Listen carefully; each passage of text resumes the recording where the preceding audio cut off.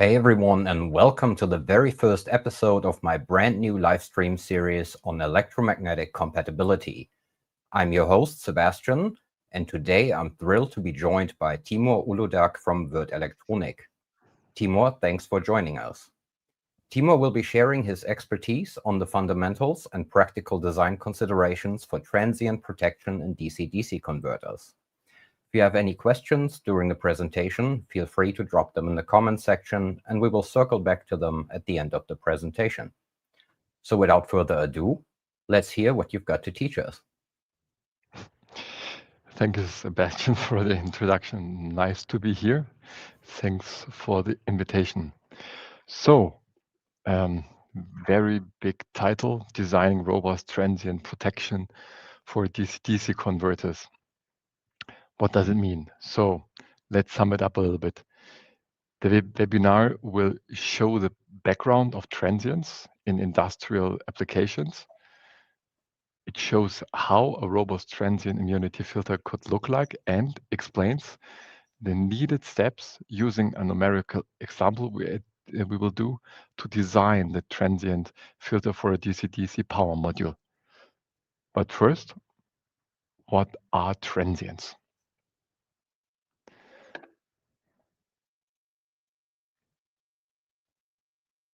Transients, this is here somehow a try to summarize this, are overvoltages can be defined as a short-term deviation from a nominal voltage value, which exceeds the permissible tolerance range of the nominal voltage in an electrical system. Means you have got a nominal value, and everything that varies from this nominal value and is out of the tolerance you have given, we call it now a transient. Second, what are the effects of transients on the electronic? Mostly, if we talk about transients, then we talk about destructive behavior of these overvoltages. First and foremost here, there is more than one possible cause for a transient. We will show you now two of them, but there can also be more. So to get to the root of the transients, let's take a look on a typical industrial application example. What you can see here is the structure of an industry plant. The separated parts of the applications are supplied through a DC bus with 24 volt. Where is it? Here, this is the DC bus. Non-isolated power modules are implemented here to provide the operating voltage for all subsystems. This is the red one here. The origin of the voltage, of the overvoltage, can be a lightning strike. This is here A, means it comes here from the outside of the building, in which case we speak also from a surge event, or it can be generated in the system itself here. If you have got here a motor drive and we're going from full load to, let's say, zero load, then due to this recuperation, it can be that the voltage here at the input rises and exceeds the tolerance. So this is then the internal source.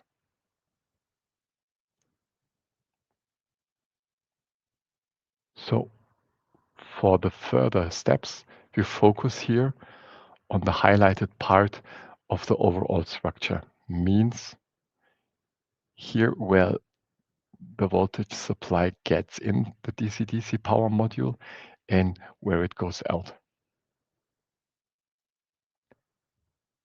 To protect the DC-DC power module from transients, we need a filter, shown here in the red dotted rectangle between the DC bus and the power module, this one here. The EMC filter concept for DC-DC power modules normally contains two different filters. We have got here the immunity filter, which we will talk in this webinar about, and we've got the emission filter. If you want to have information about the emission filter, I will show you in a couple of slides where you can get it. So the immunity filter stage concept is based on a two-stage principle. First stage, to clamp the high transient overvoltages during a surge event, which can be achieved with a unidirectional TVS diode here. For the second stage, we need a passive LC filter, which is recommended, which attenuates the overvoltages that would exceed the maximum operating voltage of the DC-DC converter. The emission filter concept is based here on a LC filter. The values can be found in the power module datasheet. As a guidance how to estimate the LC filter for different operating points of the power modules, you can check the shown app note here and can calculate based on this the needed values for LNC. We will check now the parameters need to design an appropriate immunity filter. So stage 1 and stage 2. The shown 5 parameters are often referred for selecting an appropriate TVS diode. We have got here VDC, this is the supply voltage for the power module. Then VBR, this is the, let's say, breakdown voltage, means where a minimum of 1 milliamp is flowing through the TVS diode. I peak, this is the maximum peak current that can conduct through the TVS diode in a surge in the event of clamping. Then we have got the PDIS. This is the maximum power dissipation that is allowed for the TVS diode. And the clamp max, the voltage where the diode carries the maximum peak current. For the next steps, we will focus on the, for us, major parameters. A consideration of I peak and P dissipation would go beyond the scope of this webinar, because if you have got a lot of, let's say, energy, heat that you have to spread, then also the layout and also the environment is here very, very highly recommended to check. So this would go beyond this webinar. So for the next calculations, we have to choose a power module as a candidate. Our candidate for here is the SIP3 power module, where you have got an input voltage range from 8 to 36 volts, and you have got the maximum output current of 1 amp. So the determination of VDC. The maximum occurring DC voltage is decisive for the interference immunity of VDC, not the nominal value. That means with a 24 volt bus, the voltage range is normally defined from 19.2 volts as the lower and 30 volts as the upper limit. Means if we want to go for a TVS diode for a first stage, then we have to take the 30 volts as the maximum for the VDC. The selection here of the TVS diode that we will use for our next steps of calculation is, as you know, based on the available TVS diodes we have in our portfolio. What you can see here is the TVS diode that comes as close as possible to our application data. Means we have got here the VDC of 30 volts. So we will base now the further calculation on this TVS diode. VBR is defined as the voltage at which 1 milliamp of current is flowing through the TVS diode. This value here is 35.05 volts. It is really not a fixed value, as you can see, because we have got here also a tolerance given, because it is a PN transition. If we now calculate or recalculate it, then we have got a tolerance band from 33.325 volts up to 36.8025 volts. To ensure effective protection, the VBR of the TVS diode must be higher than the maximum normal operating voltage of the circuit. Otherwise, the diode would already respond at normal operating voltage and impair the circuit. Means it would carry 1 milliamp, would get hot, and you would also have losses, and also this 1 milliamp would cause that also the lifetime would be degraded because you will always use it then. So VBR has to be higher as the value of the normal operating voltage you have in your system. This is very, very, you have to check this. The value of VClamp can also be found in the datasheet. For the chosen diode, the voltage here is 48.4 volts based on the peak current here of E peak. So far, this value assumed an ideal laboratory equipment, means controlled ambient temperature, here 25 degrees. However, the reality looks different. We choose now here 55 degrees as a real application temperature. Therefore, we need to adjust, modify the value of VClamp with this temperature factor. How can we do this? Here we have got a simple equation that is somehow relevant for all TVS diodes. This is nothing special, only for, let's say, TVS diodes from the Würth Elektronik. This is, let's say, a basic equation. You always have here the value of the 25 degrees. You have got here your temperature coefficient. You have got then here we choose the junction temperature, the temperature where the device will operate then. And also you have then this clamp voltage here.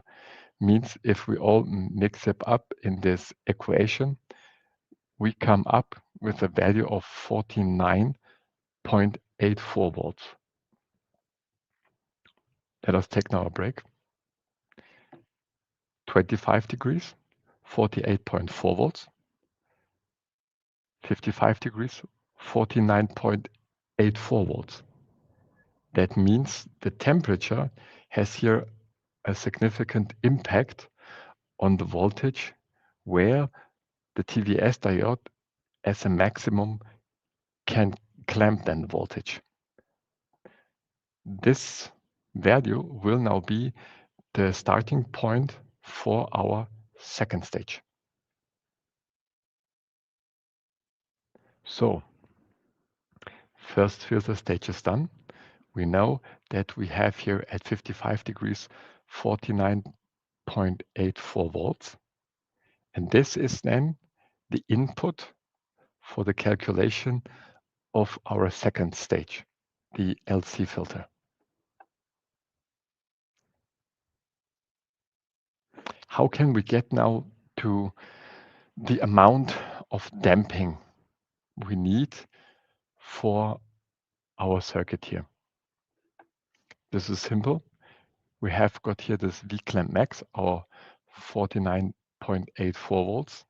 And we know that after the LC circuit, the VPM max, the voltage of the power module, that cannot be exceeded, because if you exceed the voltage, it would be damaged, is also given.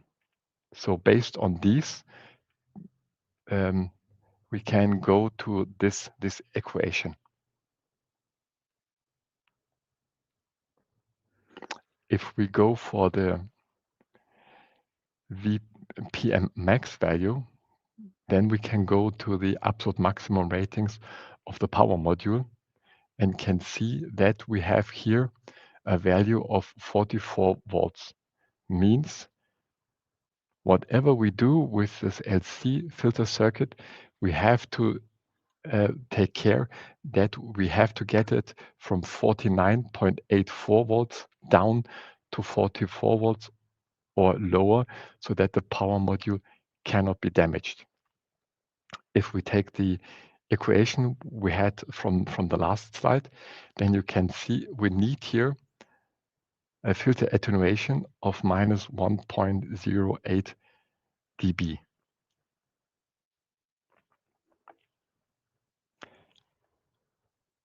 To calculate the values of the needed components, we take the shown simplified circuit. Means here the TVS diode is represented by a simplified voltage source. The power module circuit is represented by the input capacitor, Cin, and the input resistance of the power module.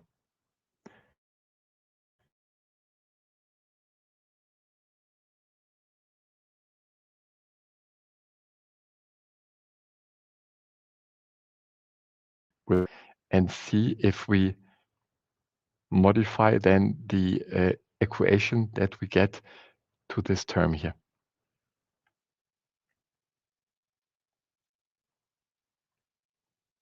But we know that we have also an LC filter in the whole circuit. This is then our emission filter that has to be considered. And this is why we here expand our model here with the emission filter. For the calculation of CFI, we have to choose corresponding filter inductor here as, let's say, a starting point. And the base for this is that it has to have a very good RDC, because all the current that flows here through will also lead to unwanted losses and voltage drops. So concerning this, we go for an inductor of 12 microhenry and take then all the values we have, this minus 1.08 dB. We take then the power module's input resistance. We got here this 1 kilohertz that comes from the surge. We take the Cin and the CFE values, put it in there, and then we come up with 218 microfarads. The values like RPM, how to calculate them, you can take a look in the application note. I think Sebastian will share it also then in the comments section or Yes, on I another will. way. There you can see, because I wrote an application note about this, and it would definitely blow up here the time scale if I would also go through the whole details here. So trust me, this is this 101 ohms, and here we have then the calculation, because the intention is here to give you the impression what is needed to go here for a real value. For here, we have now 218 microfarads. If you then go and say, okay, this is too complicated, yes, you are right. What we can do is that you go with a, let's say, I call it a graphical approach. Means we started here with this 12 microhenry and go to the curve here that represents our equation here, and then say what would be then an appropriate filter capacitor if we go with 12 microhenry, then we have here 218 microfarads. Means if we now jump, or let's say move along the curve, then you will see that if you go in this direction here, then the inductor value goes higher. And if the inductor value goes higher, the capacitor value gets lower. If you would go the other way around, means if you would go from, let's say, 12 to, let's say, only 5 microhenry, then you have to increase the amount of capacitance to 500 microfarads. Means every combination that is following this graph, this graph here, can be chosen to fulfill the needed damping that we need, that we have calculated.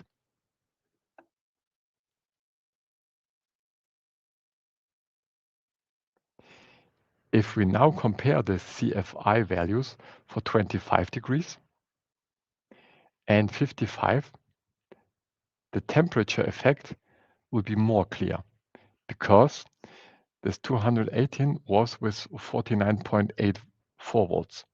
If we now would have neglected the temperature effect and would take only 48.4 volts, then we would come up with 178 microfarads.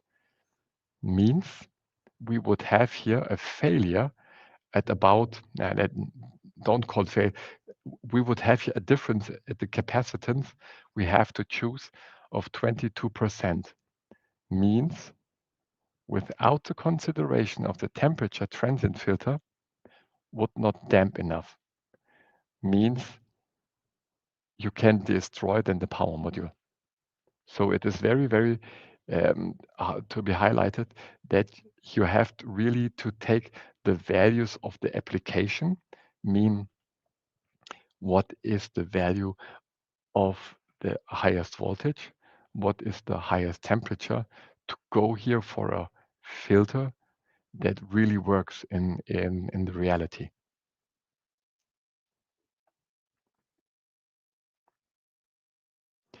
To sum it up, we have here the immunity filter, we have got the emission filter, and here you have all the values and the description of the parts that we use in this here two-stage immunity filter and in this emission filter. So I'm done for now.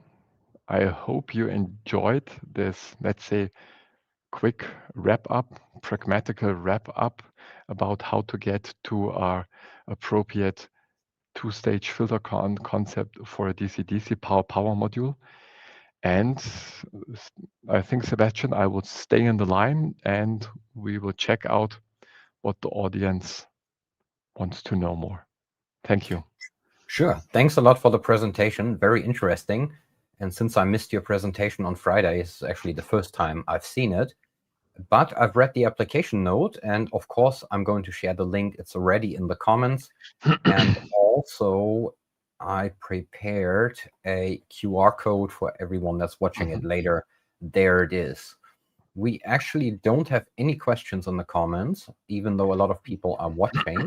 We have one remark from Brian Tristan Williams, the host of Electro Engineering Insights, says very in-depth detail indeed. I loved how you highlighted the temperature derating, because forgetting about the temperature derating is an easy way to destroy your circuits, and that happens more often than I'd like to admit. Yeah. Well, since there are no questions, I would say that concludes the live stream. Thanks again for being here. This was the very first live stream on this series, and I'm happy to have had you on board.